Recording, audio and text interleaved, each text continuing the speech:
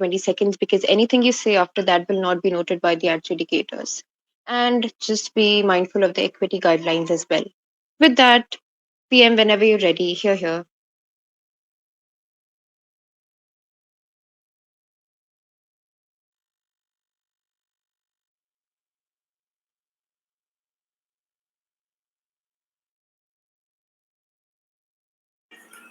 Chair, Hello. could you ask them about the room recording? Sure. Do both the teams consent to this debate getting recorded? Gav, are you okay with that? Yeah, we are Yeah, fine. absolutely. Okay. And what about Op? Yeah, we are okay being. Perfect then. Everybody consents. Great. We're good to go. Prime Minister, here.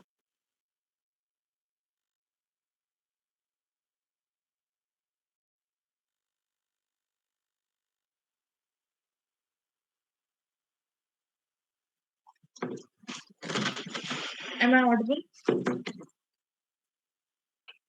Yes, you're Hello. audible. Okay. My name is Vaani, pronouns she, her, um, and I would like my POIs from the second to the 6th minute, preferably, and I will recognize them through chat. So you can just drop in the word POI, and I will recognize them, or a raise of hand. Just don't verbalize the POI, and don't do multiple hand raises within like a 1 to 2 minute time frame. Um, and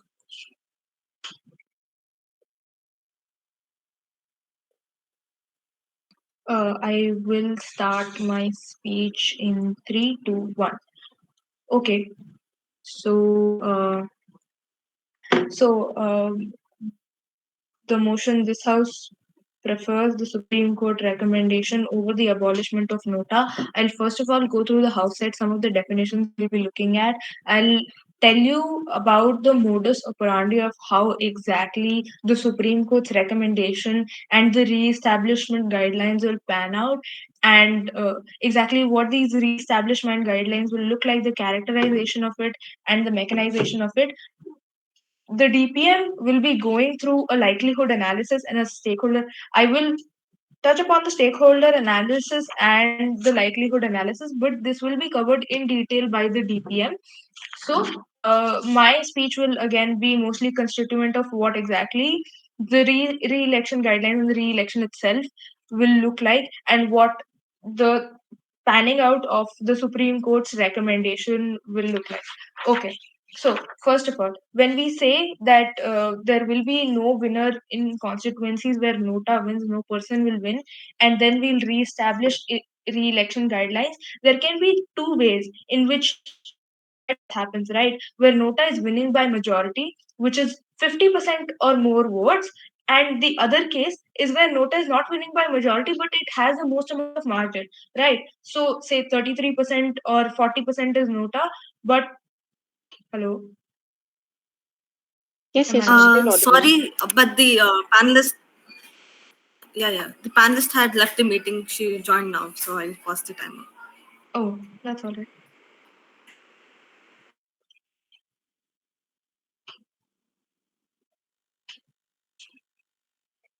Hello.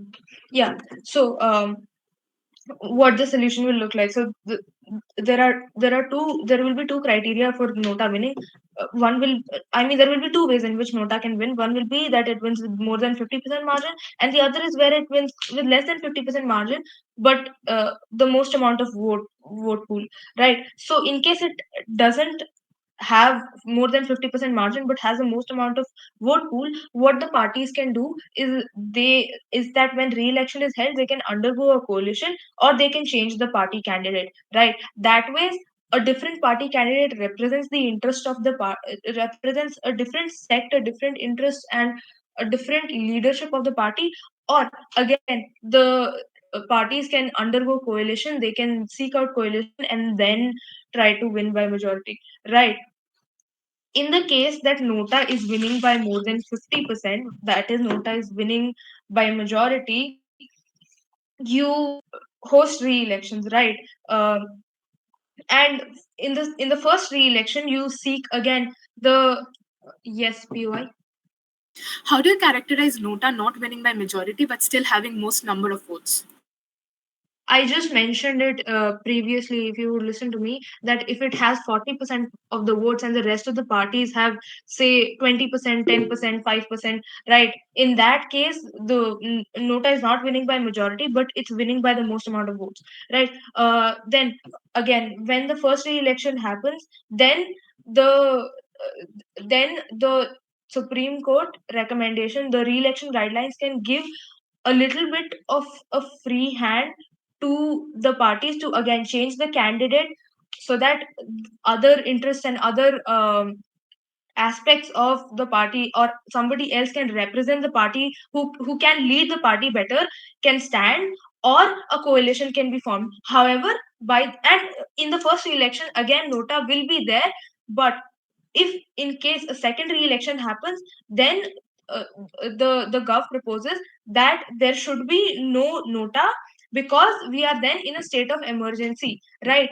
And we are in dire need, and since we are in dire need of a leader then for the constituency, coalition will not be forced onto the onto the onto the party members, but it will be recommended, right? So then what happens is that these parties are encouraged to undergo a sort of coalition where they can then come together and make more than 50% of the votes. So say 20% of the constituency voted for one party, and 30% of the constituency voted for one party, 10% of the constituency voted for a third party. Then these three can come into coalition and then form a government which will then best represent the interests um, of said constituency, right? This might lead to a lot of divided opinions in the party. Yes, the government recognizes that, but it will also ultimately lead to the truest form of democracy that there can exist, right? Now, when we do a likelihood analysis, which will be properly touched upon by the DPM, we when we do a likelihood analysis, we'll understand that the parties by the second re-election will be desperate for a win. They will obviously want to have a win in some or the other aspect, which will force them to form a coalition even with parties that they may not agree on certain agendas with, in order to be able to win, right? Their focus on winning will force them, will lead them, encourage them to cooperate with each other and then form a coalition government, right? This will also represent the trust, the interests of the people the best, we believe, because again the party that they so voted for is coming into the government, right? And again this takes up and coming to the stakeholder analysis, a little bit about the stakeholders. The major stakeholders that the government recognizes in this debate is first the existing government, the most important the people, the parties, and at last is the election commission, which the government and the uh, the election commission being stakeholders because they're investing in these elections and subsequent re-elections that happen, right? The people because they are the voters, and the parties because they are the ones being voted for. Now when I'll imagine a world where the abolishment of Nota takes place for the panel, and this will be again touched upon better by the DPM, right? Imagine a world where Nota abolishment takes place, right? People's interests are not represented. They are forced to choose a leader that they do not want to choose, or that does not represent their best interests, simply because of the lack of choice that there is, right? People vote for whoever they think will win, or people might vote for the wrong person, or people might not even show up for elections. They don't even show up for the first election. They might, what are the chances that they'll show up for elections in case the abolishment of Nota takes place, which means that their interests are not being represented, right? That is what happens. And with that, I would like to conclude my speech. More on this by the DPM. Proud to propose. Thank you for that fine speech, calling upon leader of opposition. Here, here. Right, just a quick clarification. Am I audible? Yes, loud and clear. Perfect. I'll just take 15 seconds before I start. I'll start on a countdown.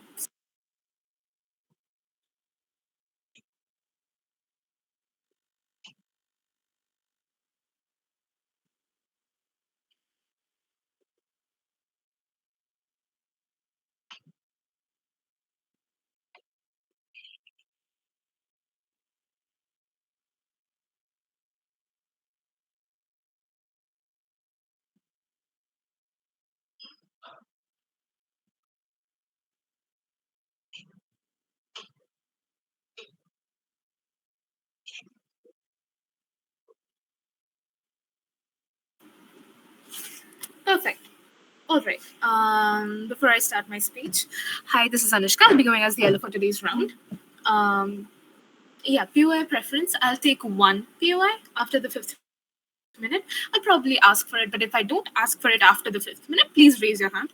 Don't raise your hand and keep raising your hand before the 5th minute. I will not be taking that POI. So, yeah, thank you. Also, prefer gender pronouns she, her. I'll be starting my speech in a countdown of 3, 2, and 1.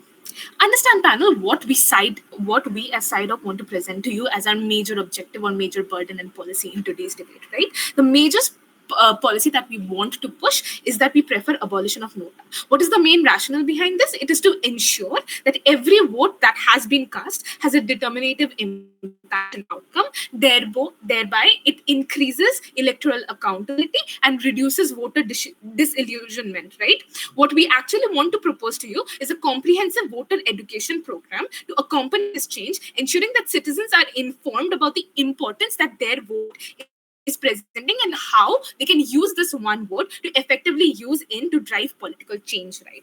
Understand panel, to explain this, what is the basic framework we want to produce to you. Understand panel, what kind of which is like, what does the state which is likely to have a majority of NOTA casted votes essentially look like, right? It essentially looks like a state where the people of the state do not have a lot of positive feedback on the government, or where the people of the state are not really for the government, which means that it is a state with a lot of political instability, a lot of conflicts, a lot of like general biasness among the people, where there is no major consensus in which the people can agree, right? So when the side curve comes and tells me that re-elections bring stuff like new members, coalition governments, and even emergency, understand panel why all these three factors are leading to further instability instead of aiming for the much needed stability that the state requires at instance, right? Now bringing it forward to the major framework, to the major principle that we want to propose to you as side opposition, right? We want to propose to you that we want to propose an idea or a principle where the greatest good is being obtained for the greatest number, right? When we abolish NOTA, we direct all votes towards candidates who can make tangible changes, thereby increasing the overall utility of the electoral process. When votes are cast for actual candidates, the likelihood of electing a representative who can address the voters' needs and preferences increases. Also, it increases the respect that people have for democratic principles and individual agency as well, right? So we as side opposition are giving you a model where we respect voter autonomy while fulfilling the entire demands that democracy is trying to push on us, right? Now understand panel what then the major stakeholders of this debate becomes, right? It is not only the people or the government or the electoral commission, but also largely the minority people who do not form a majority in the society. We will explain how, but understand panel, we will go on to explain why the minority people are also major stakeholders, because they are more likely to be the major victims of this re-election process. Now moving on to the major constructives that we want to provide to you as House opposition. First, the harms of re-election, right? The major harms of re-election is the entire fact that it is an extreme strain on the administrative stability, on the administrative efficiency as a whole. How does this happen? Understand panel that re-elections are extremely expensive, which means that constituency now have to use more of their resources to conduct an entire election as a whole, right? Also, the moment, as the PM has already mentioned, largely how re-elections can be accompanied by things like coalition government and emergency situations as well. Understand panel why these things are a logistical nightmare, which means that when we go ahead and say that government believes that we prefer the Supreme Court model, they're going ahead and saying that no matter how many times NOTA wins, we will keep holding a re-election over and over and over again. To so much, then we go ahead and say that that is an administrative nightmare, considering that throughout this whole process, entire administrative systems, governance, and stability of the entire nation is put on hold, right, because of the re-election process. This leads to further instability of the nation and the state as a whole. How does this look like? Understand panel, suppose there is an immediate thing like a budget concern or like a governance concern that needs immediate like attention, which is more important for the people, but that has simply been delayed because of the fact that there is a re-election over and over again. And as the government is trying to push the fact that they prefer this model, they have to explain why re-election over and over again every time NOTA wins by a majority is the likely way to go forward. Yes, POIFs. Quick. POI? I've already Three. clearly established that there will not be a continuous mode of election. So I would like to ask where you're making that inference from. I don't understand how you have established that there won't be a continuous re-election. So basically, you're trying to say that like if there is two major vote of re-election, there will be something like an emergency, right? An emergency situation is far worse than a re-election. I hope that doesn't need a characterization, because emergency situations are like very extreme situations. It can also involve military involvements, and it's just like a very massive nightmare, especially considering that the state, as we have already established, is already politically unstable, right? So an emergency situation in that case is even a worse nightmare, so it cannot be considered as side opposition as a proper alternative. I won't be taking any more POIs now. Understand, panel, what is the second main problem that re-elections push to us, right? The second main problem is voter fatigue. How does this look like, panel? Repeated re-elections due to NOTA majorities can lead to voter fatigue, right? What are the incentive and the motivation I as a voter, suppose if I'm a person who has not casted NOTA vote, right? So I as a voter lose the incentive to go ahead again and again to cast my vote, right? And moreover, a major problem is voters, they become disillusioned with the constant cycle of electoral process. They become disillusioned with the process of election totally. How does this disillusionment look like? Understand, panel, presence of NOTA leads to voter complacency. How does this look like, panel? It basically looks like I as an individual, when I'm casting NOTA, I'm casting it because I know that like the automatic belief that, oh, I'm just going and presenting a neutral point of view and my vote will not matter whatsoever, right? How does this affect the society as a whole? This gives these voters a way out to be complacent and not be aware about the political scenario, right? This makes the voter unaware about the political scenario and make an effort to actually change it, because now they have this belief that, oh, I can go and cast a NOTA and my vote will not matter whatsoever. Now it is okay for the person who is in in this comfortable sort of situation in like a majority of the society, but what about the minority people? These minority people who previously had a chance will now not have a chance, because I from a majority believe that my vote doesn't matter and I opt for NOTA. More on this from my DLO. For all those reasons, proud to oppose. Thank you for that fine speech. Calling upon DPM. Here. Yeah, I'll just take a few seconds and then I'll start.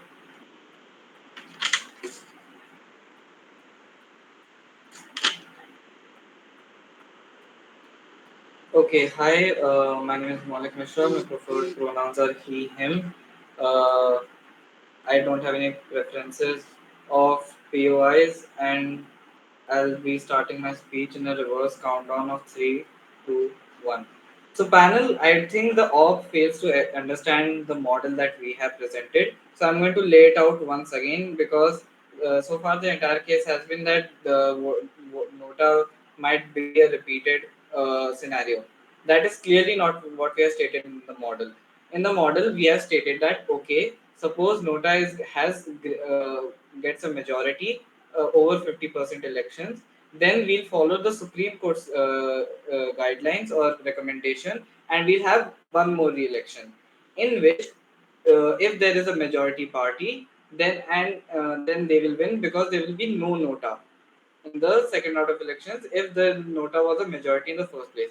If the NOTA was not a majority and in fact a plurality in which there is it's great, it's not majority, it doesn't have more than 50% votes, but it still has more votes than all of the other candidates, then what will happen, that regular guidelines will be followed, and NOTA, the plurality will have we'll again have a re-election where again there'll be more coalitions, or we'll basically are making sure that in the end there is in the after two elections there is a party that is elected. We are not having repeated elections again and again, and we are not having the option of having nota again and again, because yes, we do agree with the opposition that we need a stable government and we need stability. That's why we are not having nota again and again. So let's go over some rebuttals of their side. So the opposition listed out the minority as a stakeholder, and yes, we agree with that. Which is why we are proposing this. We are saying that because in the current status quo, and even after due to the abolishment of nota, what has happened is when people find a candidate that they identify with and they believe that best represents their interest, they want to vote for them. But what happens is when they see that that candidate is not as popular, they vote for the person or the person who is popular and has a chance of winning, and at least somewhat identifies with their ideas. That is what has led to the status quo that we are in currently. That has what has led to the binary system that we are in currently, where because of popularity, either one party ends up winning or another party ends up winning. Yes, I'll take it, PY. How does the campaign process in the re-election look like in your paradigm? Can you repeat that? How does the campaign process in the re-election in your paradigm looks like? The campaign comes on the side of the party, and the party has the burden to like raise resources for that. I don't. Okay, and as I was saying, because they are not best represented in the current status quo, the candidate is not elected. That's why, in our side of the paradigm, they are much more likely to there's much more voter turnout because they find a candidate that they identify with in the first round of the election. And when in our model, because after the first round, if nota is the majority, then what happens is that we are basically forcing or we are making parties make coalitions so that they win the election, and that's why we are having a better chance of representing the demographic in which the election takes place.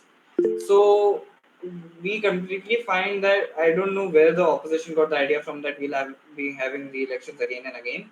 But anyway, now let's look on to why we need to have the elections. And I believe my PM also mentioned this, that we need to have the elections because of representation of the demographic. That's why we are having the elections, and I think I've covered that already.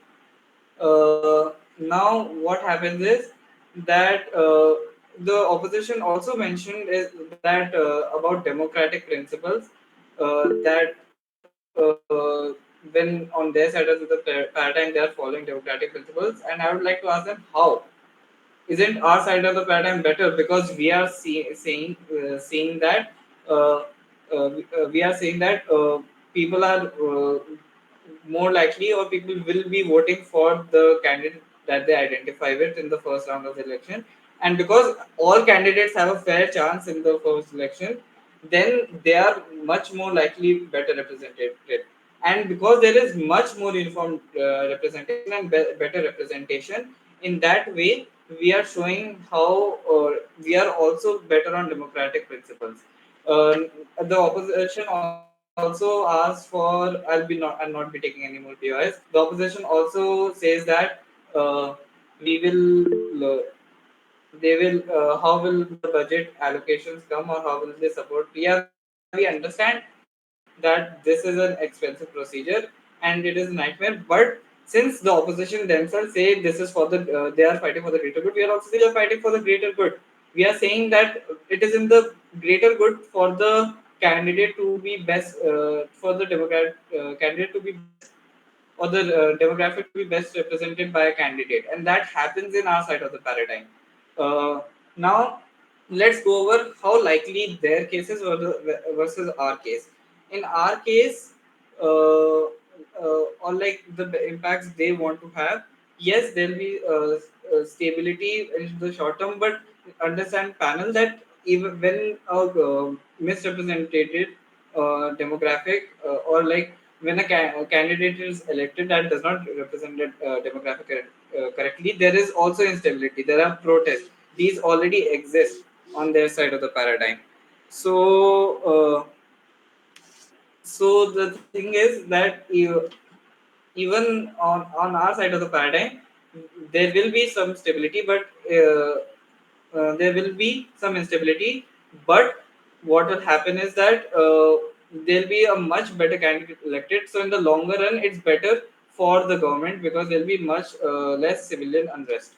And in our side of the paradigm, when we are saying that coalitions will, we this basically incentivizes coalitions after if NOTA wins. What uh, we say that this already exists in the status quo. Parties already make coalitions, so this already exists, and this is much more likely in our side. And since in the long term we are much better, and we're giving proposing that in the long term that we have much less protests and much less instability and much less civilian unrest.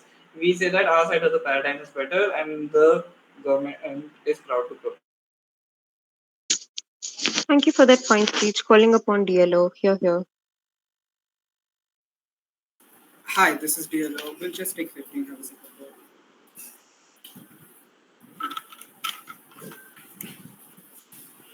Right. This is Agniv. Firstly, congrats to both of us. So proud. Having said that, this is Agniv going as DLO. Preferred pronouns, and I will actively ask for a POI. But if I don't, after 5:30, you can just unmute and verbalize and ask for him if I identify that. All right then. Having said that, I'll start my speech in a self countdown of 3, 2, 1. Understand, panel, a major caveat for you to prove that we win this debate from the get go: the unfulfillment of the burden.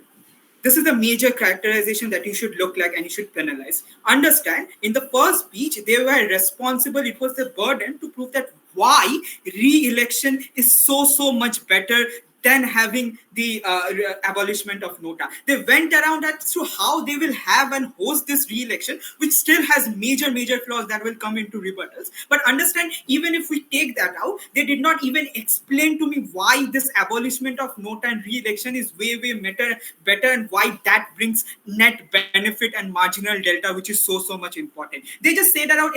It's true for democratic essence. It gives better performances and results. How is that so? There were mere assertion, no mechanisms leading to that. The point that which they don't give you that, the point we win this debate already. But having said that, clear that caveat for you then.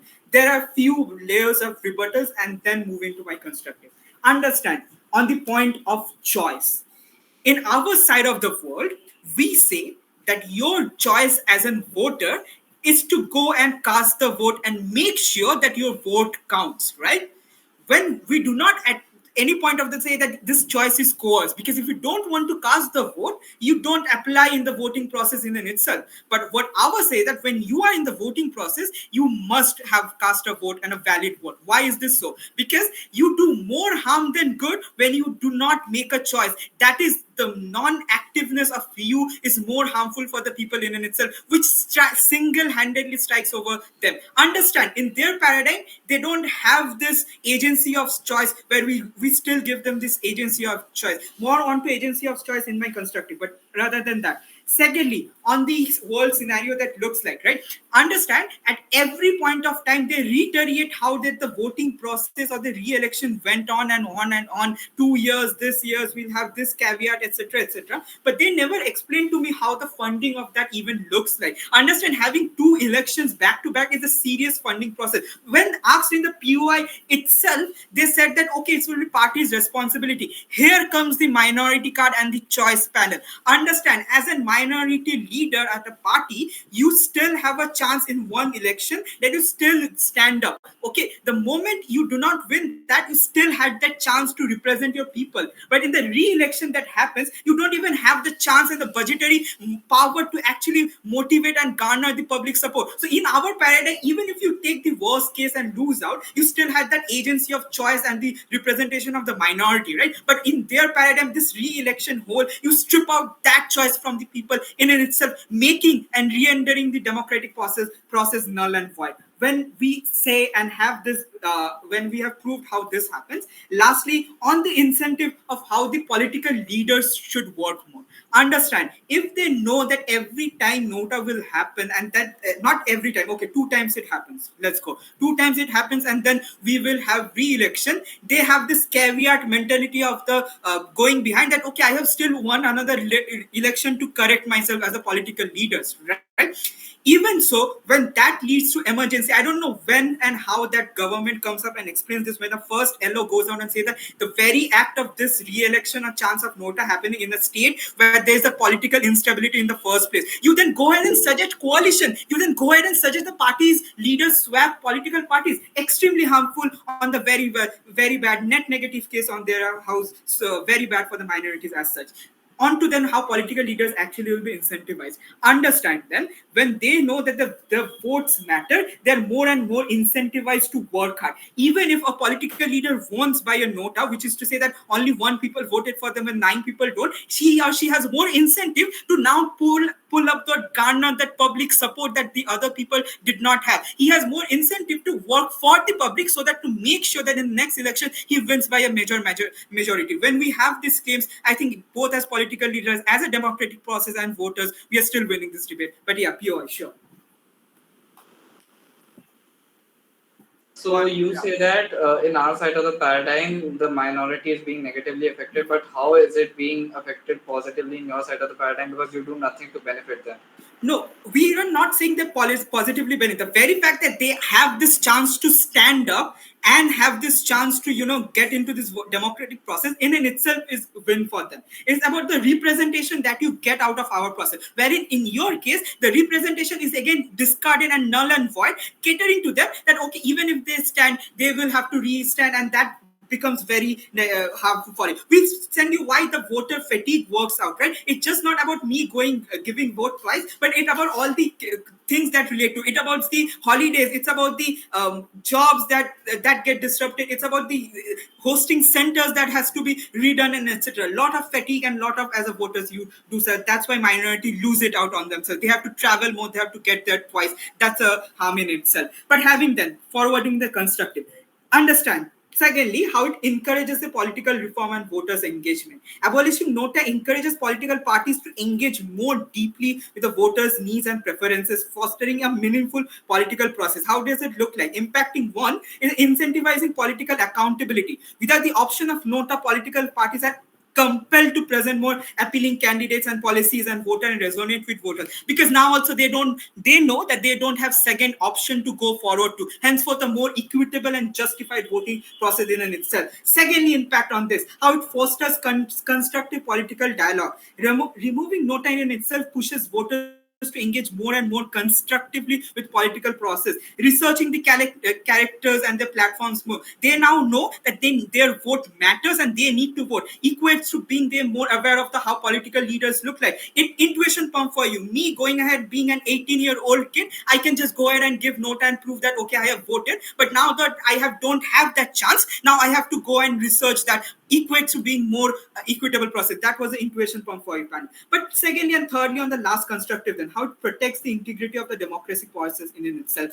Abolishing notas preserve the integrity of democratic process by ensuring election procedure definitive and actionable outcome comes. It has impacts on A, clear electoral mandate, B, avoiding that political deadlock that actually happens. Like this Supreme Court's recommendation could lead to frequent political deadlocks when no candidate receive a decisive mandate. And lastly, it strengthens the voters' responsibility. For all those reasons, having this abolishment of nota is way more better than having the re-election. For all these reasons, vote up.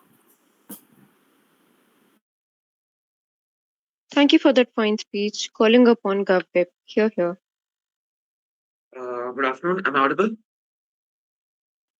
Yes, loud and clear. All right. Good afternoon, everyone. I'm Arnav Mandal. My pronouns are he, him, and I'll be doing the government speech. I will appreciate your POIs to be restricted between the second and the fifth minute. And I will begin my speech in 5, 4, 3, 2, 1. I would like to restate that what the motion is. That is, this House prefers the Supreme Court's recommendation, which is already stated in those info slide, over the abolishment of NOTA.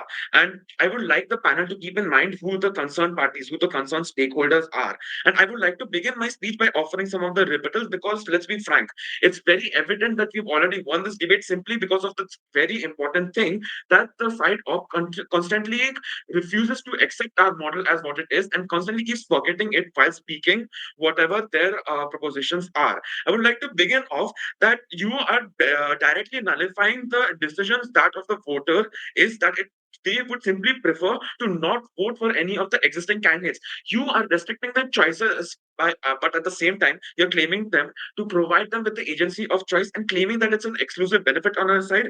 How are you, you go on to claim that there will be a voter education program, but how are you ensuring that there is no unfair biasing of the people during this voter education program? There has been no mechanization on how this is happening. There is no mechanization on how this will be a fair process. And who is doing this? Who is allocating the budget for another new program which is addressing people on such a large scale?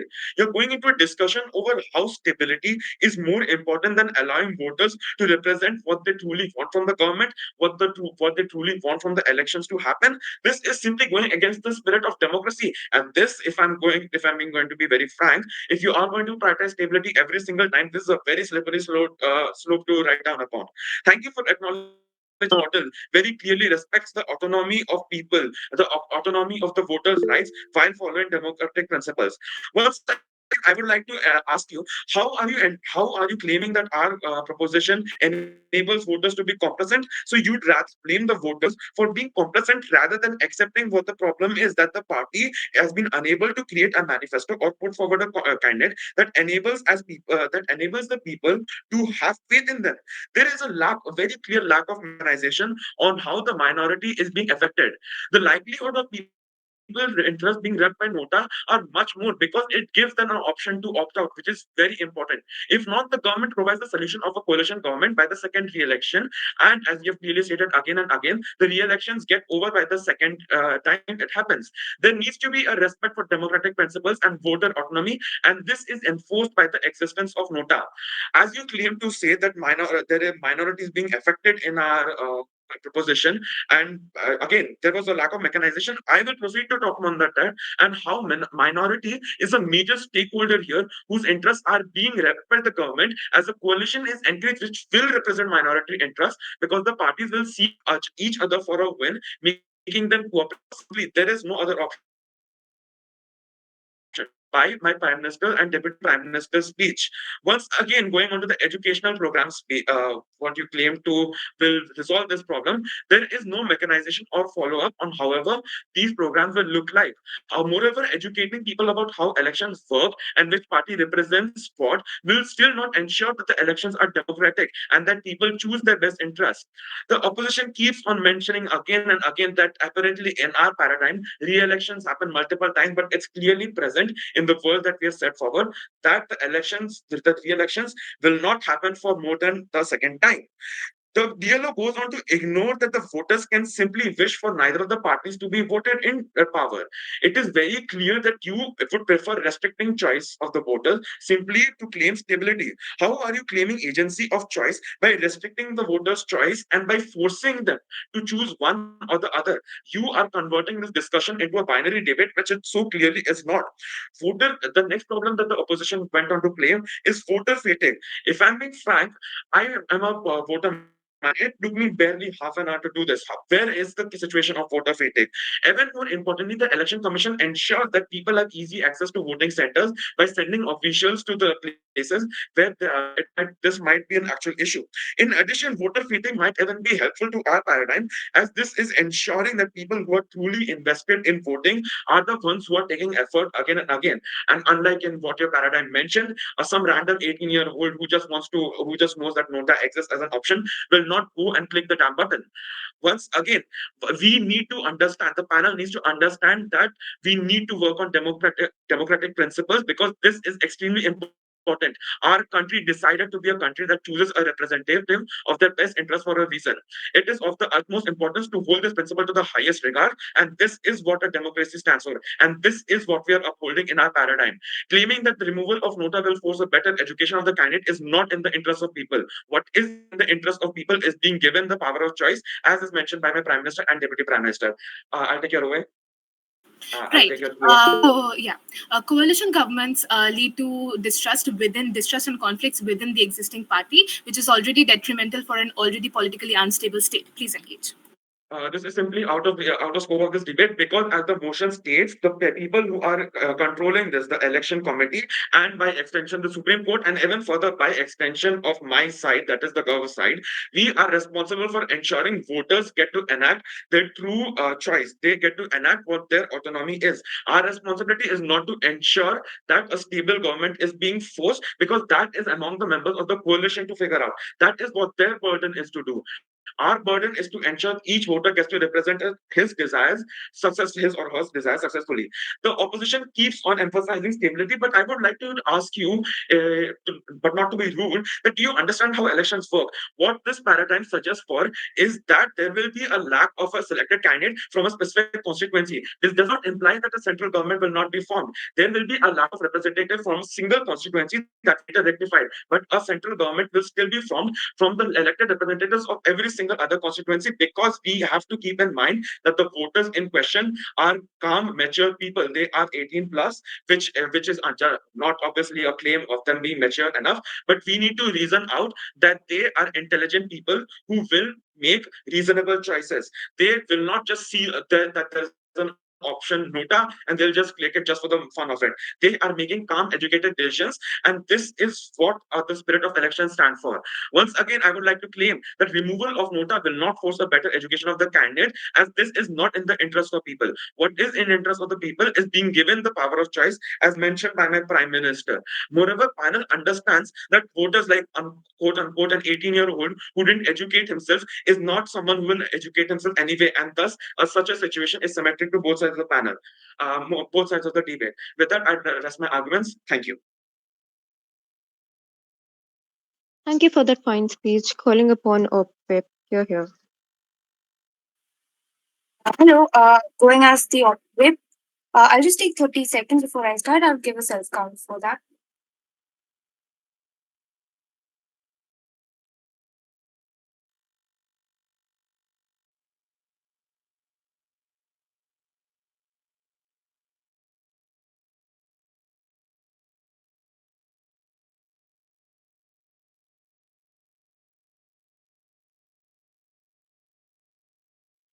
Yes. So I'm going as the way preferred pronouns she, her. Preferred mode of PY is through raise of hands. I'll probably after the fourth, fifth minute, I'll ask for it. And yes, please do not violate my preferred mode of PY. With that, I'm starting in the self count of 3, 2, and 1. Now, panel, please note that the Gov whip has miserably failed to put forward a good clash analysis in front of you and a good structural weighing, right? I try my best to do that and prove to you why our team clearly takes the debate, right? Okay, one of the major clashes that happened throughout the debate was on choice, right? Because that's such an important aspect of democracy, and that is something at stake at this point, right? So now the government comes up and tells that through NOTA, what do people essentially show? They want to show dissent that for all the candidates, we don't want to choose any of it. We don't consider them deserving, right? So, but choice exists in our paradigm as well. And why is it way better than their paradigm's choice? Because it's causing no harm. It is bringing about effects. It is bringing about tangible results, right? So there is no coercion to vote or not vote, right? So therefore there is no violation of democracy. Now they may come up and argue that if there is no coercion to not vote also, then what about the voter turnout, right? If voters may not turn out as well. More on that later. I'll come to that point later. But in this way, a choice exists in our paradigm as well, right? And it is way better than their paradigm simply because it is not creating any harm and producing tangible results. Okay, expanding on that. First of all, another clash in the models. First of all, we've already characterized that where does this kind of situation come up, a place where there is instability, right? People are not sure of anything, right? So their model is basically adding more instability to an already state of chaos, right? First of all, coalition isn't a part of the Supreme Court recommendation policy, but they do bring it upon anyway, right? Anyway, so in a state of coalition, in a state of chaos, in an area of chaos, you're putting in a coalition government if at all it happens. We know that coalition governments are at least comparatively less stable than a normal government, right? So you're putting instability on top of instability, right? Also, during this process of re-election and whatever they're carrying out, that causes a the administrative standstill, as mentioned by my previous speakers. There is a, and also a, like for example, the Lok Sabha elections, if the elections in West Bengal come to a standstill, that will actually like the main formation of government as well. So the whole country, the whole area has to suffer for one administrative standstill. Whereas in our model, in our model itself, we're mentioning that the abolishment of NOTA, instead of we can do, like, we will carry out more political awareness, and there will be an incentive of the electoral commission to also carry out, because we need to have a result, like we need to have a winner candidate, right? Also, ours is a time efficient and cost efficient. It happens once and for all, right? Okay. Now, next on how they lose on the fact that they haven't been able to counter our proof of the futility of re-elections. First of all, they have no characterization on whether in re-elections the candidates will be changing or will it not changing. First of all, if they change, it is going to create a cycle. Like, it's going to repeat. The result is going to repeat itself. And if it doesn't, if it does change in a short period of time, it is very difficult for voters to even know what their candidates are. So they are pushing for a vote in the re-election if the candidates change, that the voters do not know properly about their own candidates, and they vote, and they have to give a vote, and then they just like, without proper education awareness, they just give a vote. That leads to a government which definitely isn't like proper, right? But in our and also they've mentioned that if a second time re-election happens, according to their model, which they're pushing for so much, they will resort to abolishment of NOTA. So finally they are giving in to the paradigm that we are actually pushing for, the abolishment of NOTA in the second election, right?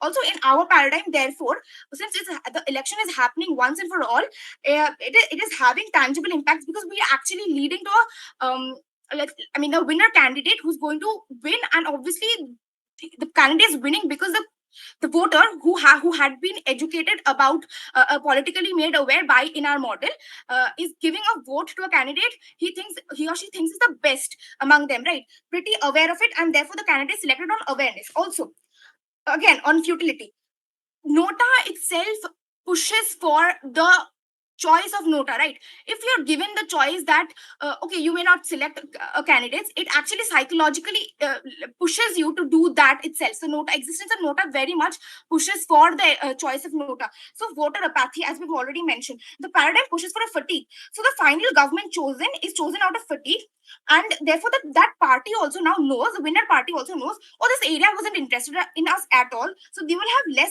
incentive to even work for them in the end result also. And even in re-elections, even if they stand for re-elections, they will be like, in the previous vote they gave for NOTA, so they're not interested at all in our. So why even work for them and like try winning here, because really they don't have much interest in us anyway. But incentive is more on our case from the party side as well, because there is only, it happens for once, and there will be one winner, right? Also, they know that the one margin that they can create from their opposition parties is through the margin of votes, and they know no votes will be wasted in NOTA, so they have more incentive to work, to properly work for it. And if they win also, they know that the voters were genuinely interested in them, and that's why they got the vote. So there is very much more incentive. And as well as telling, voter turnout will be more, simply because there is more political awareness among the voters right now. So therefore there is no question of no voters turning out at all, because they are aware what voting will cause. They are aware of each of their candidates properly. That is included in our model. Yes, I'll take up UI, one of them from Moulik Mishra. Yeah. Okay, Arnav, yeah, go ahead. You are providing replies to the other measures we have suggested for the second election, apart from simply abolishing NOTA, for example, a greater ratio to be attained in majority from. Could you please repeat that? I'm saying that in our speeches, we have already declared more measures for the second election apart from just abolishing NOTA. For example, having a greater percentage of the Okay, vote thank you. required for But the we, majority. one thing they've already mentioned about was the second election was abolishment of NOTA. So basically, you're resorting to the abolishment of NOTA, right? So basically, resorting to a paradigm that we're pushing for. Okay, now why that paradigm is unfair? Simply because minority card that's pulled out. Why the minorities lose out? The minorities in the re-election, when the other parties are standing for the election, they are not represented. They lose out on representation because they don't have the funds to go for the second election, the re-election, right? I don't have any funds. So therefore, in our paradigm, it happens once and for all. Whatever funds the minorities have for one election, they put it in one election. At least they can be representative. They at least are representative. They win or not win, right? So there is equal opportunity in our paradigm, clearly in their paradigm. So for practicality, equality, and more awareness, this pushes for more democratic procedures with democracy in state, with more net benefits for minorities, for everyone. We clearly take this debate. Thank you. Thank you for that fine speech. Calling upon opposition reply. Hear, hear. Right, this is Agniv, and assuming that I'm still audible, this is DLO going again as the reply. Uh, yeah, I'll start my speech in a self countdown of 3, 2, 1. Simple reply from opposition panel. On the metric, simply where the world is better off for you. Understand how do I weigh this in my favor or opposition's favor onto three basic things. A, one, which is voters' choice and expression. B, on the political scenario, how it looks like. And three, as the government activism or how active or government paralysis. Onto the voters' choice and expression. Understand what we say. At the point of time where your choice brings more harm than good is a point of time where choice must be altered. What is the alteration that we give you? We say if you don't want to opt into this voting process, you just don't be and contribute to the voting process. But the point that when you decide to have a vote and have a say, your say must have a valid point to make. The moment you do not do though, your harms are increasing more. Henceforth, we are eliminating that harm in our paradigm. That is what we say. B, on the second, that NOTA doesn't diminish voters' choice. It channels the voters' dissatisfaction into more productive political engagement as to it looks for. Understand, on their paradigm, the voter in it itself is choosing two types. In it itself, they now know they have this constant feeling that okay, there might be a chance of re-election happening because of lack of voting or proper casting of vote or people getting actual vote. So they lose the faith in democratic process in and itself. They lose the faith in election in and itself. Straight question to them: if you want to incorporate so much new norms in your second election, why can't you just do it, can go ahead and do it in a first election process in itself? See, we have seen their model and we have pointed out continuously, panel, that the model is okay, despite if we take that it's serious lack of how funding and etc works, but it was not ever mentioned how that is way much more better in metric delta rather than having abolishment. No responses to that. Understand that. Secondly, on the point on the political scenario looks like a political fatigue. There's no EC going to make you re-election and say that we're going to make you access to the booths and etc easy. This is the specific response that should make you believe, panel, that their concentrate is on the political urbanic households. For a people from rural household, having an election coming to the political booths in and itself to the disruptive area that we already provide, because this will take in a disruptive area, and no offense and no engagements from the government to negate this, since we have to believe that this happens in disruptive area. To the point that that happens, it's very much difficult for the rural people and the minority to go back to. When you have that, make that claim, you in and itself prove that why you are concentrated on the urban household, therefore taking out more on the minority and proving that we benefit them more. Secondly, on the education awareness, right? In the political scenario, this money that you'll eventually go and put it into re-election from the parties, etc. When we say awareness increases, because now we can put this money into this awareness program, that n amount of money goes somewhere else, which benefits for them more, which on your side of the world is just because those corrupt politicians again and again making themselves reappear more polished. onto this then, the government paralysis and how it happens, right? We prove to you that why more political leaders have more incentive to look forward to, because now if a political leaders win on just a nota, they now will look forward to garner more votes, right? So the value of the vote, each and vote increases, the want for them increases. There's the moment you not do that, and the moment you have this election re-election, the chances of the corruption also increases, for them to look more polished increases, which doesn't happen because now the leaders in and itself knows that they have only one chance to make it happen, or they don't. The voters also know that they have one chance to make it happen, they don't. On the very act of accountability, on the very act of how they did not fulfill their burden from the get-go, on the very act of how the political process and the voters and minority looks like better off in our world, we win this debate straight out. Vote up. Thank you for that fine speech. Calling upon Gov reply. Here, here.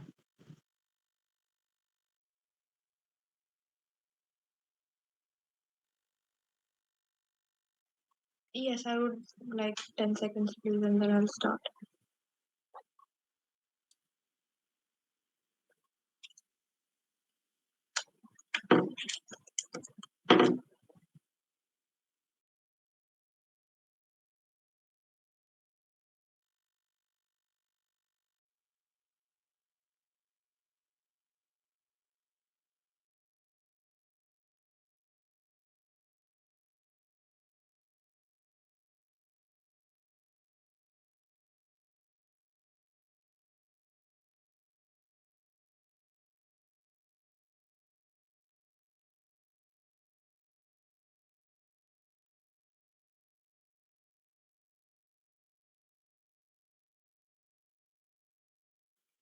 Hello.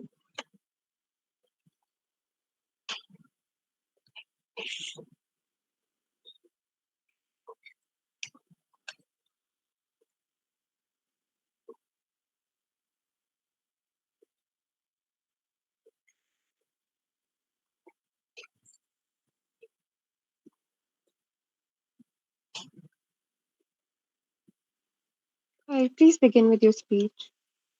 Okay. So my name is Vaani. I'll be the reply speaker, and I will start my speech in 3, 2, 1. Okay. So first of all, I'll go through the long run and short run implications of um, or both the gov side of the paradigm and the op side of the paradigm. I'll go through the clashes and some of the rebuttals. And before I start my speech, I would like to congratulate opposition on that incredible whip dump and reply dump that they just did. Now, coming on to my speech, I would like to say that the coalition is not forced upon as suggested by the opposition. We find that claim to be very futile, since nowhere in our speech did we say that we'll force coalition. We said that we'll encourage it. It will be encouraged by the Supreme Court, by the government. It is not said that we will mandate it in the books. No, that's not what we claimed. Okay, candidates changing has been met upon in the PM speech itself, right? How a candidate can be changed during the re-elections, that has been met upon by the PM.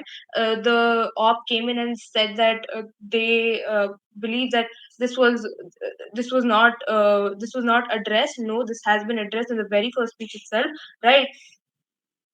Giving in the fact that they say that we eventually go to what their side of the paradigm suggests, which is abolishing of nota eventually.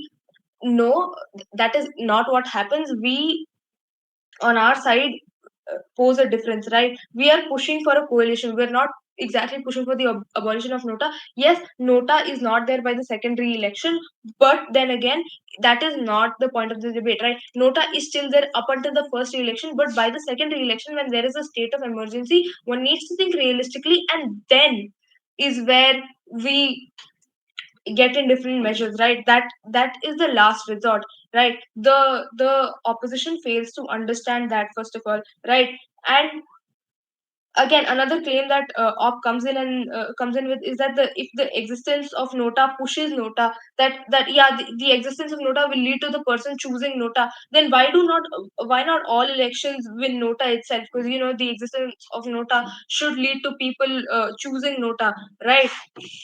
Now, coming to the long run and short run implications, right? When they say that budgetary allocations and voter fatigue occurs, we've already talked about how these are problems of the short run. In the long run, people's interests are being represented, the democratic principle is upheld, right? Which is of utmost importance, which has been mechanized upon by the whip and by the PM on why exactly we need to uphold the democratic principle at any cost, right? People chose to be a democracy and be to be free to choose for a reason.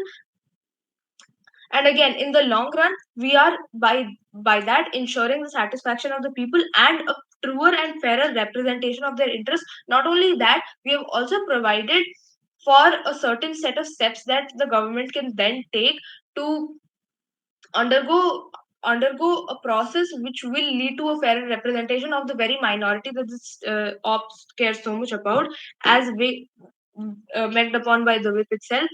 Yes, there are harms of re-election, they are expensive, we understand as the gov, we acknowledge that limitation, but also, is it worth sacrificing our democratic principles for? No, that is not what we believe.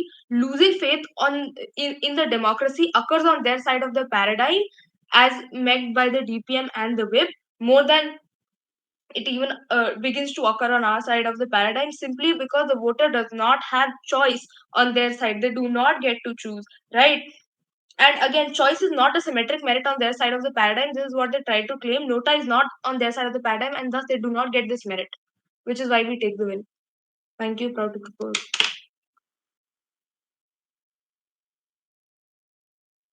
Thank you for the fine speech. And with that, this debate comes to an end.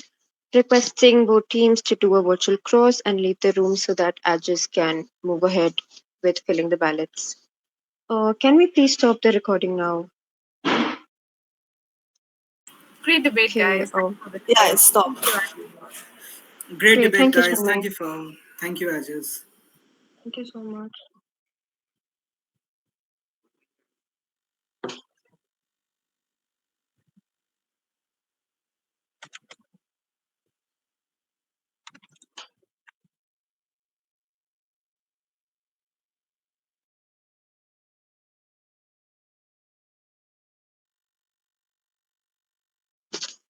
Um, Chinmay, there are two more people who like not part. Okay, Chinmay left. Two. Guys, can you, Vaani and Mayuresh, can you please leave the meeting? Or like, guys, just can you please join me on the Discord if they do not leave? Right.